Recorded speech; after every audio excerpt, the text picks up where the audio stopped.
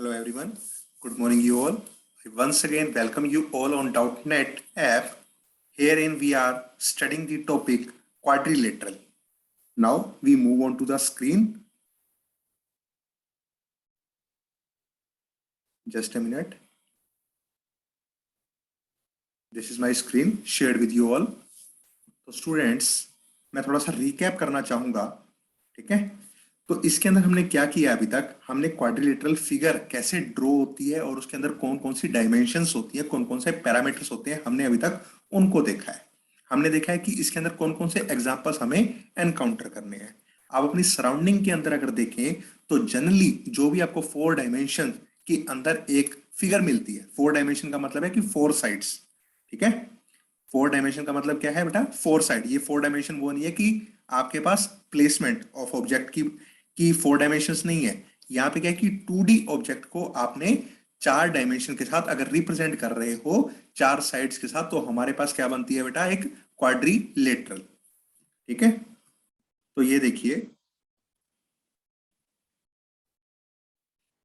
हमने देखा कि हमारे सराउंडिंग के अंदर कौन कौन से ऑब्जेक्ट्स हो सकते हैं जनरली, जैसे कि फ्लोर हो गया, या आपके रूम की वॉल होगी, या रूम की सीलिंग होगी, या विंडोज होगी आपकी क्लासरूम की, या आपके पास ब्लैक बोर्ड हो गया। These are some of the examples on which you see the shape of a quadrilateral, ठीक है।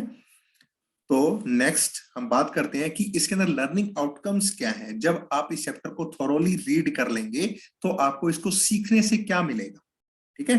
तो इससे सीखने से हमें क्या मिलेगा कि हमें ये पता चलेगा कि जो भी ऑब्जेक्ट हम अपने सराउंडिंग के अंदर देखते हैं तो फर्स्ट ऑफ ऑल वो क्या है, क्वाड्रिलेटरल है। लेकिन उन क्वाड्रिलेटरल के अंदर एक स्पेशल टाइप की क्वाड्रिलेटरल है जिसको हमने स्टडी करना है। वो क्वाड्रिलेटरल क्या है, रेक्टेंगल, ठीक है। Most of the objects we see around are of the shape of a special quadrilateral called rectangle. तो जो भी ऑब्जेक्ट, ज्यादातर जो ऑब्जेक्ट्स हम अपने सराउंडिंग के अंदर देखते हैं वो एक क्वाड्रिलेटरल है। और वो किस टाइप की क्वाड्रिलेटरल है, rectangle type quadrilateral. We shall study more about quadrilaterals and specially parallelograms. अब यहाँ पे आपने जो स्टडी करना है ज्यादातर वो किसको स्टडी करोगे, पैरेललोग्राम को, क्योंकि रेक्टेंगल भी क्या है, एक पैरेललोग्राम है, ठीक है। रेक्टेंगल भी क्या है, एक बेटा पैरेललोग्राम है। अगर आपने पैरेललोग्राम को स्टडी किया तो पैरेललोग्राम की जितनी भी प्रॉपर्टीज हैं वो सारी किसके लिए वैलिड हो जाएंगी, रेक्टेंगल के लिए, ठीक है। We shall study more about quadrilaterals and specially parallelograms because a rectangle is also a parallelogram. आपको रेक्टेंगल को अलग से स्टडी करने की जरूरत नहीं है। अगर आपने पैरेललोग्राम को डीपली स्टडी किया तो पैरेललोग्राम की सारी जितनी भी प्रॉपर्टीज है, जितनी भी थ्योरम्स हम पैरेललोग्राम्स के लिए यूज करेंगे वो सारी की सारी हम रेक्टेंगल के लिए भी यूज कर सकते हैं, ठीक है। All properties of a parallelogram are true for a rectangle as well, ठीक है। this is the point. I think it is very much clear to you all, ठीक है। all properties of a parallelogram are true for a rectangle as well.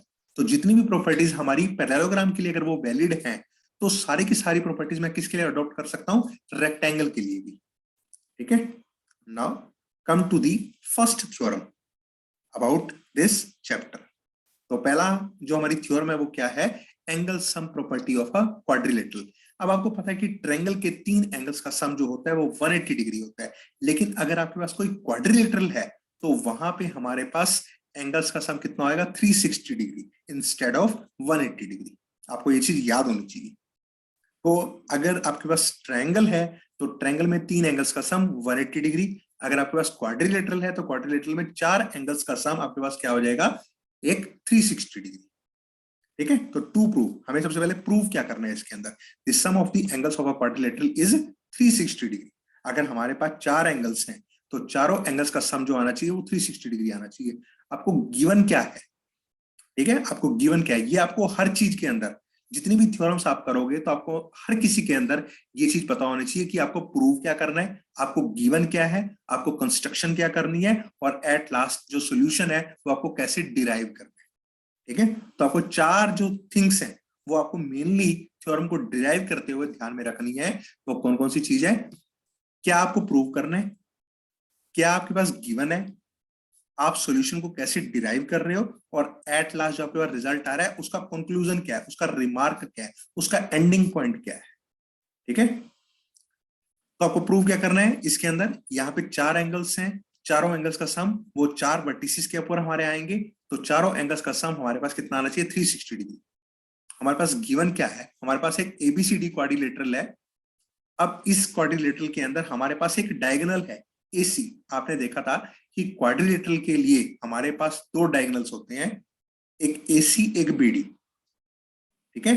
तो हमारे पास यहाँ पर क्या है, एक क्वाड्रिलेटरल है और क्वाड्रिलेटरल के अंदर हमारे पास क्या है, एक बीच में डायगोनल है। AC is the diagonal of this quadrilateral और ABCD हमारे पास क्या है, क्वाड्रिलेटरल है।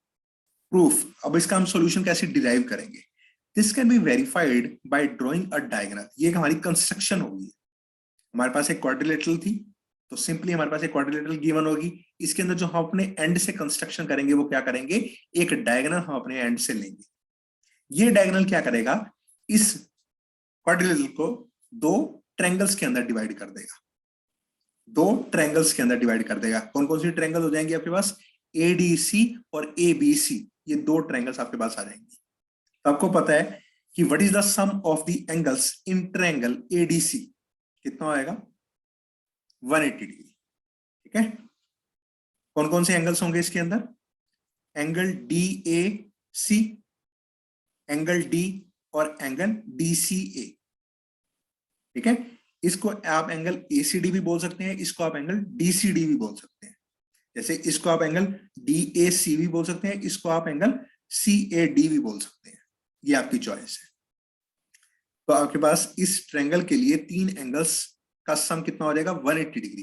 कौन कौन से एंगल होंगे वो, एंगल D, एंगल DCA और एक एंगल और होगा एंगल CAD। इन तीन एंगल्स का सम हमारे पास कितना डिग्री होगा, 180 डिग्री। सिमिलरली आपके पास एक और ट्रायंगल आई है इस डायगोनल के अक्रॉस, कौन सी, ट्रायंगल ABC। अब इसके अंदर तीन एंगल्स होंगे आपके पास, कौन कौन से, CAB, एंगल B और एंगल BCA, ठीक है। तो आपके पास दो इक्वेशन आ जाएंगी, इक्वेशन नंबर फर्स्ट और इक्वेशन नंबर सेकंड। आपने क्या करना है, इन दोनों इक्वेशंस को आपने ऐड कर देना है और आपको रिजल्ट क्या मिलेगा, ये देखिए, angle DAC plus angle ACD plus angle D plus angle CAB plus angle ACB plus angle B। ये तो आपका दो एंगल सीधा सीधा आ गए हैं, एंगल B और एंगल D। अब ये देखो, DAC और BAC, ये आपके पास एंगल A बनेगा, DAC और ACD ये नहीं बनता, एंगल DCB और एंगल BCA, ये आपके पास एक एंगल बनेगा एंगल C, ठीक है।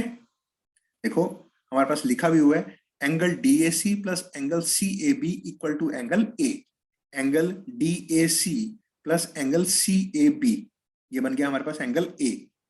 और दूसरा हमारे पास क्या है, एंगल ACD और एंगल ACB, ACD और एंगल ACB, ये पूरा एंगल हमारे पास आ गया, तो ये बन गया एंगल C।